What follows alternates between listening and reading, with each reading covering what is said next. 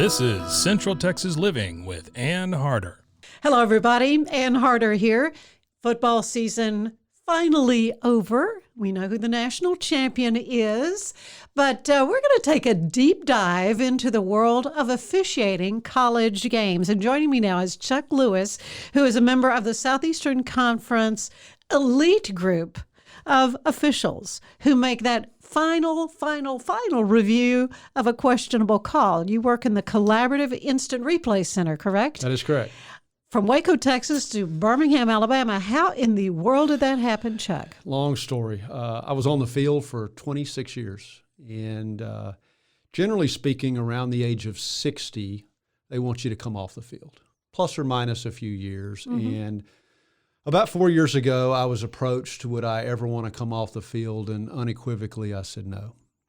You just loved it. Just loved it. Mm-hmm. It was my therapy. It was my hobby. It was something that kept me active, kept me in shape, kept me healthy, kept me watching my health. And some of my greatest friends are who I went to battle with on the field. An opportunity presented itself to go into replay in the Southeastern Conference, and it was something that I wrestled with, prayed about, talked with my wife about, and ultimately we decided that the opportunity just occurred 3 or 4 years earlier than what we had anticipated something like that to be presented, and I jumped on it, and it's been better than what I thought it would be. Okay, well, let's go back. I love your story about how you even got into football to begin with. You were not a player, but let's talk about your folks. Your dad sort of led the way. Yeah, I never, I'm 6'1", I'm 158 pounds soaking wet if you threw me into a swimming pool. But an all-star tennis player. I mean, big-time tennis player. I played a little tennis, and that's what I really enjoyed. So I was a tennis player in high school and college. Yeah. Getting out of college, I worked at a bank, 1 block from here, by the way. And one of my clients was a football official, college football official, and he assigned all of the officials here in town. And one day he came into the bank and said, we have a shortage of officials. We need help. Try it for 1 year. And I was 25 years old, single, never been married, no kids. And I said, you know what, I'll try it. Yeah, sounds like a fun hobby, you know. My earliest, fondest memories of just sports were with my dad. Mm-hmm. And my parents were school teachers. They're retired now. But one of the things that my dad did to supplement income on a teacher's salary was he was the public address announcer on Friday nights at Paul Tyson Stadium. Oh, yeah. We've all been there. We all know where it is. Oh, yeah. And as a 5-year-old, if I was really, really good in a week, he would take me on Friday nights with him to the games. And I would just get to hang out in the press box. Oh, my. And that was just the neatest thing for a 5-year-old to be able to go to an electric stadium with all of the emotions that go into a Friday night football game here in Texas and to be with your dad. And that was neat. I had a younger brother. He was 2 or 3 at the time. And so, you know, it allowed he and I to go do something, my mom and my brother to hang out at home. And so my earliest memories that I think got me into football officiating were the memories that we created on those Friday nights of being in the press box, of watching the games, of learning the strategies of offense versus defense and special teams and who made the tackle and who scored a touchdown and skill players and linemen and football officials. Mm-hmm, the officials. But I'll never forget just the electricity of going down on the field before a game with him. As the public address announcer, he would go on the field before the game and talk to each one of the head coaches and get their starting lineups. Mm-hmm. And that was the greatest 5 or 10 minutes of a 5-year-old's life, was to walk on the grass with your dad, to be in the locker room or to be on the field while they're warming up. And so still today, if I'm at a stadium or on the field, or just little bitty things will bring me back to my dad and I doing that at a young age. So that's really what got me into it. Well, the beginnings were somewhat humble, though. Didn't you start out calling junior high games? I did. So when Pete Mejia, who was the official that got me into it, Pete started me out in junior high games. And you start out calling 7th grade B team junior high games on Saturday mornings. Yeah. And so you do start off with some pretty tough assignments. And how are the parents on the sidelines? Well, I jokingly tell people today that it's easier to call an SEC game than it is to call a 7th grade B game with some of the mamas on the sidelines. I bet that's right. But it's just you learn a lot. Yeah. You learn people skills. You learn communication skills. You learn what to call. You learn what not to call. You learn dealing with irate coaches. You learn about being a role model for kids, and so it's a tough place to start, but it's the best place to start. And so from there you would progress up to sub-varsity games, and then your ultimate goal as an official, when you're here in Texas, is to call varsity, football on Friday nights, because Friday Night there's Lights, just nothing that compares. Mm-hmm. I've been all over the United States and watched football on Friday nights when I would call in other states and other areas, and there's nothing like Texas football on Friday nights. So how did you become a national official to go to other states? It's almost like anything. There's they get your name. There's a lot of there's a lot of fortitude, and there's a lot of luck involved in it. You work your way up. I went from high school to a junior college crew that were some guys here in Waco had. From there, I got picked up in the Lone Star Conference, and then from there got picked up. Now, who else in the Lone Star Conference? That would be schools like Tarleton State, Okay. Texas A&M Kingsville, Eastern New Mexico, Okay. kind of small Division II schools, A&M Commerce, the old East Texas State. Schools like that, they're all from Texas, Oklahoma, New Mexico, and then got picked up in the Sun Belt Conference, and from there went to the American Athletic Conference, the old Big East Conference, and then from there to the SEC. They seem like just regimented, 1 or 2 year jumps, but the journey was almost 30 years. Mm-hmm. So it's not something that you think is a 5 or 10 year process. It's just a long journey. But not really anything you could plan out that I would Not see really. myself someday being a part of this 3-man crew in Birmingham. No, this was a plan of God that I couldn't have drawn this Yeah, up. sure. There's no way. In fact, I think of all the things that I wanted to do in officiating. This was not on any of my plans. Okay, so let's talk about the guys on the field, because you did that many years. What was your biggest challenge at doing that? Was just the physicality of it? Right, because I see you guys running and all that. That's probably the biggest challenge now, Ann, is the physical nature of it, because the game has changed so much offensively. So now these schools play hurry-up offenses. They score a lot of points. They don't huddle. They go very, very fast.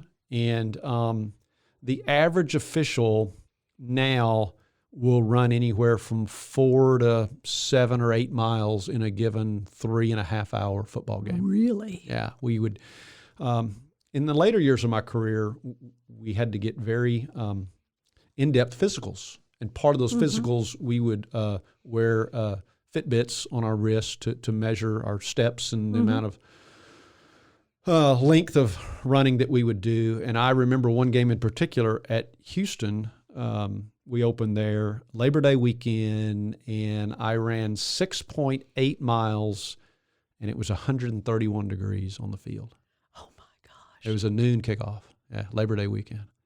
So I don't my word. I don't miss that in the video center now. But the hardest part now is the physical aspects of it. Travel is tough. The rules are hard. You have to stay, abreast of all of the. There are 600 rules in a stupid football rule book, and there's 200 exceptions to those 600 rules. So and you have to know them all. When there's controversy, that happens. Yeah. And so there's a lot of things that you have to keep up with, but the physical nature of the game, we have to keep up with the players. And an official doesn't get a break. We don't get a break in between series where if the offense punts and they get off the field, they get to sit down. They're sitting and drinking Gatorade or whatever. That's right. Yeah. We're still on the field. You're still out there. So. I hadn't really thought about that, to be honest with you. I remember in hearing you speak to a ladies group that you got stepped on here every once in a while. I mean, I'm sure there's a lot of trash talk and stuff going on between these players, and you're right in the thick of it, huh? Yeah. I often get asked, have I ever gotten hurt in officiating? And luckily, I never got seriously hurt. The one or two minor issues that did ever come up were regarding trying to break up scuffles between linemen. Amazingly, when 300 pounds are blocking on 300 pounds, some emotions can come out. Yeah. And, as an official in the middle of the field, I would have to break up a lot of fights. And again, I'm a lot less than 300 pounds. And so I got stepped on a couple times. Oh, wow. And the hardest part cleats. is they're 1.5-inch cleats, and you get stepped on, and it's when it's 25 or 26 degrees, and it's just not very comfortable when you get stepped on by a 330-pound lineman. Okay, so I think most people are familiar. There are different flavors of officials on the field. You have different little letters on your back, and one of the guys got the white hat. You did the white hat thing. I was the white hat, for many, many years. And what is the role of that person? The referee is the crew chief. So he is the ultimate one in charge. He meets with the coaches. He makes the final decisions. If there's ever something that is of controversy within the crew, he's responsible for penalty enforcement. Obviously, he turns on the microphone and makes all the announcements. So that's the guy. That's always the guy. That's the R. He's got the R on the back of his shirt, and he's got the white hat. We call him the white hat, or the crew chief. And the referee is the one that's ultimately responsible for not only the game but for the crew. If there's a crew issue, if a member is struggling, either off the field or on the field. He's responsible for, in college, there's 8 members and 2 replay officials. He's responsible for the crew. You travel every week. It's your little fraternity of guys for 14, 15 weeks out of the year. And you really get to know somebody when you travel 14 weeks out of a year, and the referee is responsible for that. Mm-hmm. So how would you know what game you were going to do?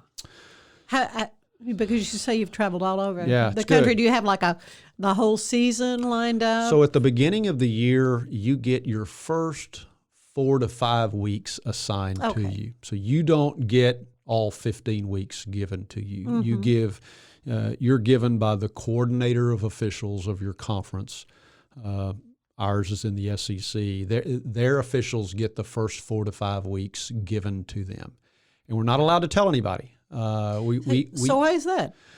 Well, I think in this day and age, with all that is going on with gambling, with points, with the increase in being able to gamble online, we just don't want in college football for there to be the perception or the possibility of talking to somebody and discussing the aspect of gambling. And so the other thing is you just don't want somebody making a comment off the record, well, Chuck is at Alabama this week or Chuck is at, LSU this week. You just don't want that to get out. So my family knows where I am. Okay, good.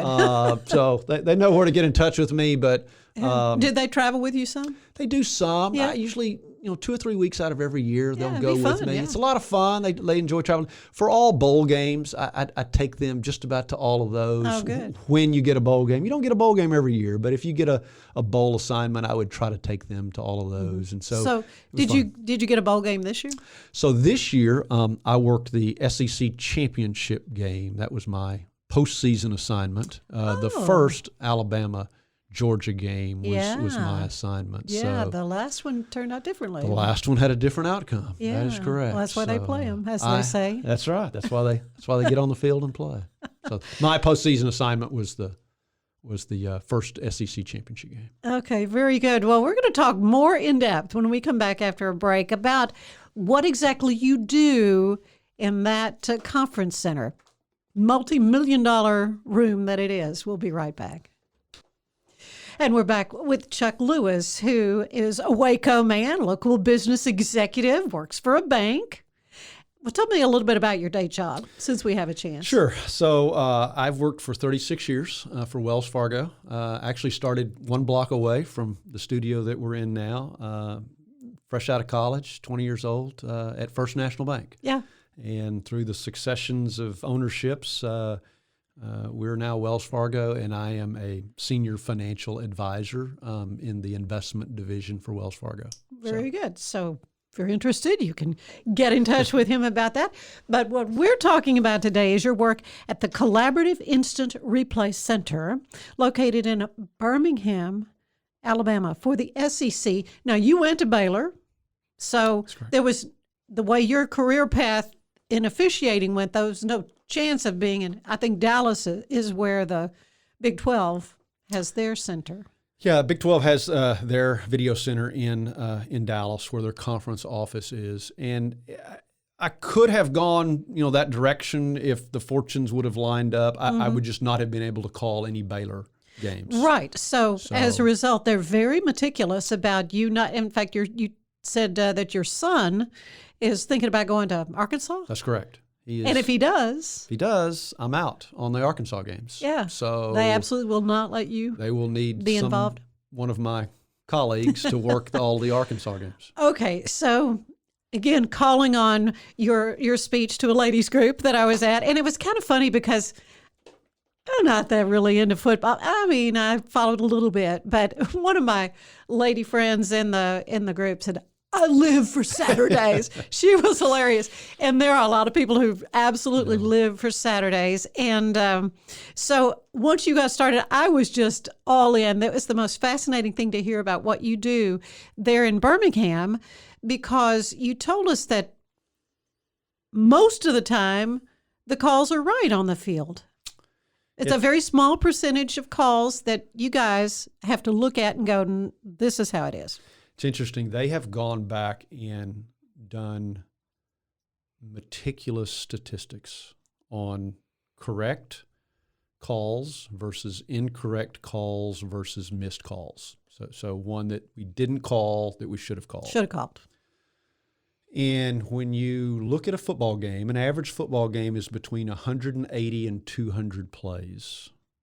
The officials on the field, on average, get 96% of those 200 plays correct. Mm-hmm. Now, the challenge is that we want to get 200 out of 200 correct.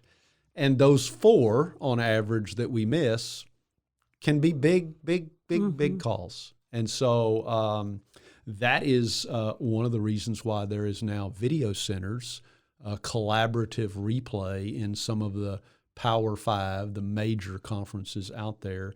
They have the resources to put together rooms that have the equipment that, and the feeds necessary to get them instantaneously from the games. And that's that's where video centers now come into play.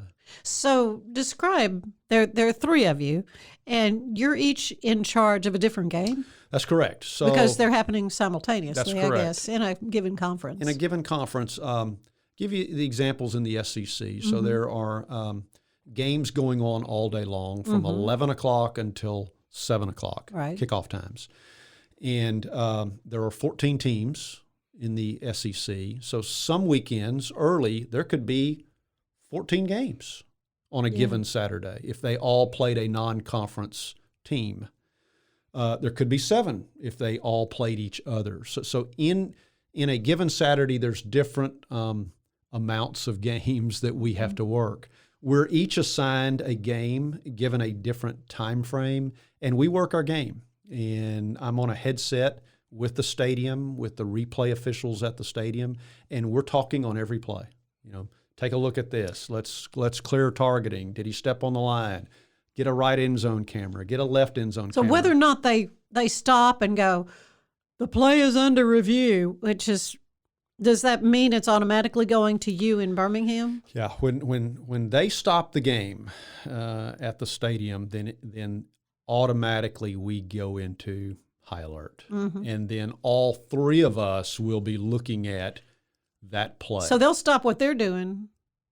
and they will come over and look at my play. Really? Okay. I will So call more them. eyes More checking it eyes. out. So there's 2 at the stadium and 3 in Birmingham that are collaborating on making the final decision in replay. So for 4% of the time, you've got this multi-million dollars worth of equipment. Now, where are these feeds, these video feeds? Because we see a lot of them at home, but that's ABC or CBS or whoever's broadcasting the game. Right. They've got their cameras. You see those camera angles too? We get all of those cameras angles, plus we get any stadium cameras that are there for coaches or schools. Oh. And so we generally have between 7 and 12 camera angles at every stadium that we can look at. Yeah. So you can't hide, as we say. We can pretty much see just about every angle there is. Sometimes we don't get a perfect view, but we get some angle on every single play. And then the ability to stop it and go frame by frame really helps you to. That's what's different now, is that you can stop it, you can speed it up, you Yeah. can slow it down, and you can enlarge the view. So if we have a very close, tight sideline play where maybe a guy stepped on the line, Yeah. or maybe he stepped on an inline in the end zone, all those images can now be enlarged, and we can see specks of grass on the field now. Really? And so it's really it is amazing where we all talk about in all of our works of life how technology has changed everything that we do. It has changed football, and it has changed football officiating. So Okay, so how long have you been doing this particular aspect of 4 the years job? now. So 4 years you've been. Yes. So. How long you plan to keep doing it? Just Well, that's a good question. having a good time with it. You choose 1 year at a time, Yeah. Okay. and I'm nobody's sure on a it's had an long-term impact on your contract. family life. It does. I mean- It's in the fall. Right. You're away a lot. Yeah. And you have to juggle a lot of things, and so you have to have a very understanding family. You have to have a very understanding wife. Yeah. And they have been wonderful at supporting me of this, and I could not do it without a supporting family. Yeah. It just doesn't work. How much longer I'll do it? You take it year to year. I think the challenge is the travel, the being in a hotel, being on an airplane. COVID has changed everything. Oh yeah. At some point, this will run its course. Yeah. But I like it now, and it keeps me young. It keeps me sharp mentally as much as I'm physically. sure. Because sure. the rules are really a challenge, and you have to know the rule immediately. You can't say, well, I gotta go look this let me up. look this up. you have to know it right then, and Yeah. you can't be wrong. In our job, I always tell people there is no margin for error. Yeah. I've used a silly analogy, but it's like a plane that the cockpit fills up with smoke. We have to land the plane, and we've got about a minute. I wondered put what this your airplane time on the frame ground. is. Yeah, it's interestingly we have a clock that goes on as soon as we stop the game, and we always say at a minute 20, let's come to a decision. Yeah. And if we can't get a good angle or come to a final decision at a minute 20, then whatever the ruling on the field, we're probably just going to go with that. So a lot of times when you hear the ruling on the field stands, it's not a cop-out. It's just that we could not find an angle to change it. What they called on the field. Okay, so they were right. They were part of that 96%. It's part of the 96. And that they got it right. Okay, so let's talk about some of those nuances. I mean, my question when you spoke to our group was pass interference, because I do not get why sometimes it is and sometimes it's not. And you said... it's missed a lot. Yeah, but you said it was not a reviewable... Well, in my chair, it's not reviewable. Yeah, So I thought that was fascinating. when they throw that call on the field, it's pass interference. Okay. Sometimes, Ann, there'll be another official that sees it and will come over and they'll say, You see that. Hey, Bob, I saw it and he had a good angle at it and there wasn't any impeding of the receiver. I think you should take it off. I think you should pull that call off. Oh. So you'll see them change their call, but it's not replay that's changing that call. But yeah, there are certain things in a football game that aren't reviewable. And pass interference, holding, offsides, a lot That's of usually those, pretty clear. That's usually easy. Yeah, false starts. I could call that. But some of the things, holding is in the eyes of the beholder. Yeah. Really? Those are not reviewable calls. Okay, so the one we're hearing so much more about now is targeting. Targeting. That is reviewable. Targeting is always reviewable, actually. So if targeting is called on the field, it is immediately reviewed. So we stop a game because the punishment for that is severe. You're disqualified from the game, and you possibly are disqualified for one half of the next game it's if a it big occurs deal. in the second half. So we look at all targetings, and we take a really sharp eye of targeting. If we're at a minute 20 and we're not sure, we may go a little bit longer because the punishment is so severe. And targeting is tough. There is a set of rules for targeting that specifically talk about a defenseless player and specifically talk about using the crown of the helmet. Yeah, it's the part of the head that they hit with. That's correct. That makes the difference. That makes the difference. And if they use that to attack with forcible contact, then it's targeting. Well, there are various definitions that I can say that he's attacking, and you may say that he's really not attacking. Or I may say that's forcible contact, and you say that's really not forcible contact. So there are still some subjective parts of targeting that make it a difficult call for guys on the field to make, and for then us in instant replay to confirm. And so the good thing about targeting now is they've changed. You can't just stance a call in targeting. So you either have to overturn the targeting or you confirm it.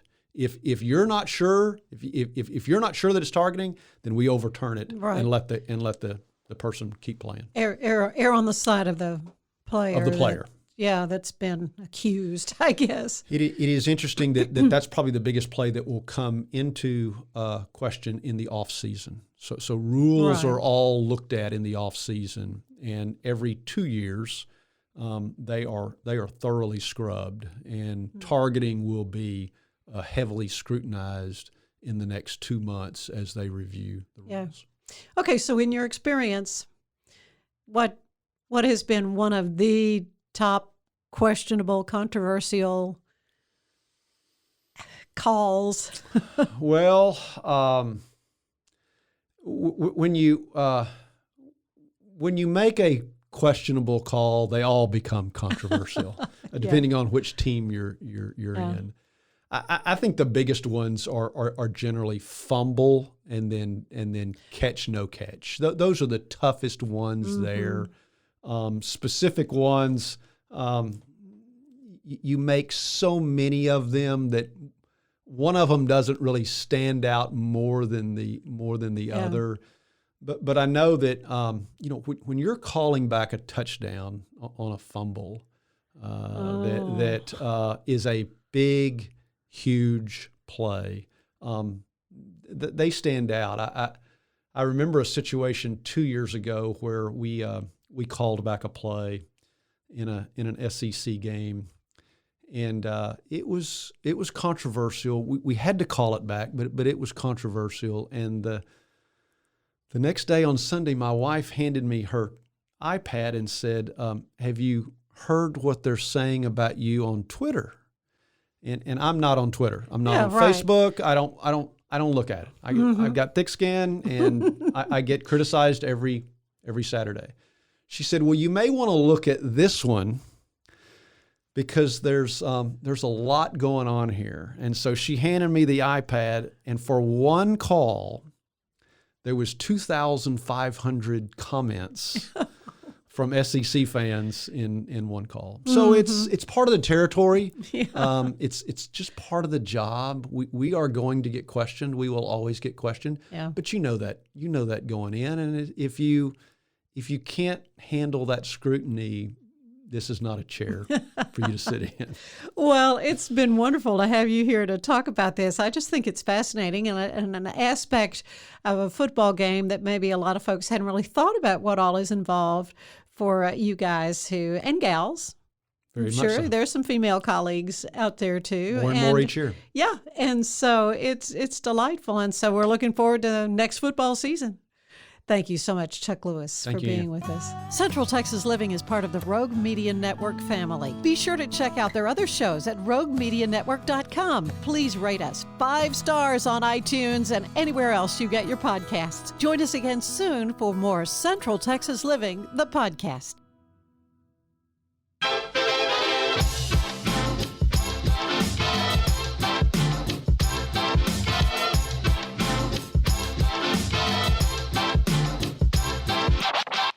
And thank you for tuning into KNOW Waco. I am your host, Debbie, here to help you get in the know about Waco.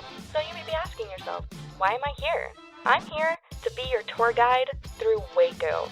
I'm here to tell you all the goings-on in and around Waco. I'm going to give you the 411 on what's happening, what's going on, and what events you should go to. This is your host, Debbie, signing off. Now that you know, go. Just go, Waco. You are going on a run. Are you building a new business while managing a family?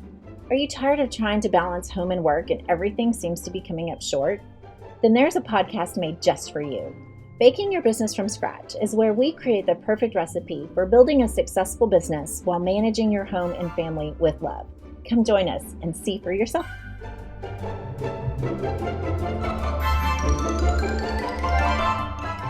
This has been a Rogue Media Network podcast.